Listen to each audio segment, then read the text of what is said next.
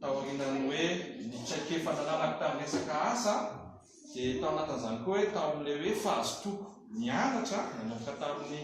fahatanorako hatramin'ny zao fotoan'izao mbola mianatra, dia nahafahako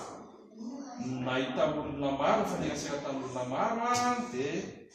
vezivezy maneran-tany. Nahitako firenena maromaro na eo amin'ny 30 teo zao nefa hitako, nandeha tany Afrika, nandeha tany Eropa. Ny anton'izay ny fitiavako ny zavatra nataoko le izy dia ny fikirizako, mifikiry foana hoe za tia hanao zavatra tsara, tia hanao zavatra mahafinaritra, tia hanao zavatra tia, dia ataoko tsara le izy, dia hitan'ny olona dia misy manampy. Izay zavatra izay zava-dehibe zay hoe rehefa hitan'ny olona ianao fa miezaka tsara dia misy manampy, satria